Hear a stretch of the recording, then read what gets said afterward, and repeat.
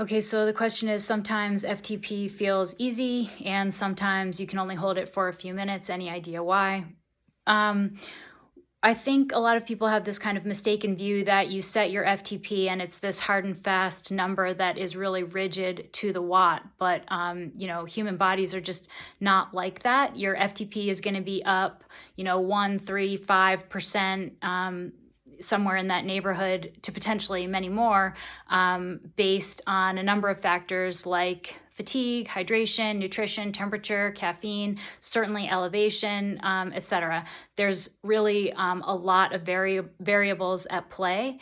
And, last week I talked about the VO2 slow component and how riding at any intensity above FTP will eventually get you to VO2 max.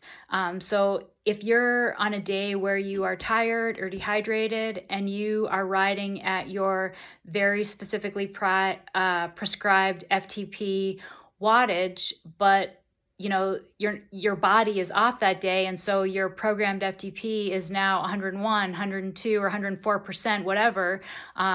You are going to be on a path to VO2 max, and so that's why it's going to feel like you can only hold it for a couple of minutes, because that's a very unique sensation when you are riding above FTP. So if you think of your FTP as, one, not to think of it as this very specific wattage that is hard and fast every single day, but think of your FTP as an inflection point where when you ride over your FTP, over this inflection point, your rate of fatigue is much higher. And so you can ride at or just below FTP in theory for a very long time. And I did talk about time to exhaustion, or I'm sorry, I wrote an email newsletter about time to exhaustion.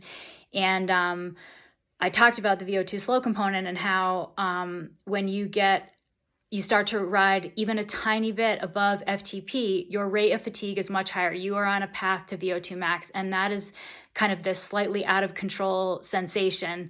And I suspect that's kind of what you're referring to, is that sometimes you're riding at FTP, but if your body is off and you're actually riding slightly over FTP, well, now your established FTP, you're actually riding above FTP, and you are on this path to VO2 max, which feels very out of control and feels like you can only do it for a couple of minutes. And I've written about why I don't like ergo mode, and this falls into that same situation too, because it's so important to be able to feel out these sensations, feel these intensities. You should be able to get on your bike, and within a few minutes, once you're warmed up, within a few minutes of riding kind of at or near your FTP, you should be able to feel exactly where your FTP is for that day.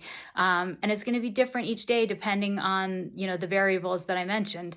Now there's things that are within your control, like hydration, nutrition, sleep, caffeine, all of these things you can control. And so you should kind of, when you start a ride, you have some clues about how your body is kind of primed to perform that day, and as a result, kind of where your FTP might be for the day. But ultimately, it's kind of like you just got to get on and feel it out. And so I would turn off erg mode, do your warm up. If your workout is prescribed at an intensity near FTP, feel it out instead of being tied into a very specific wattage. Feel it out.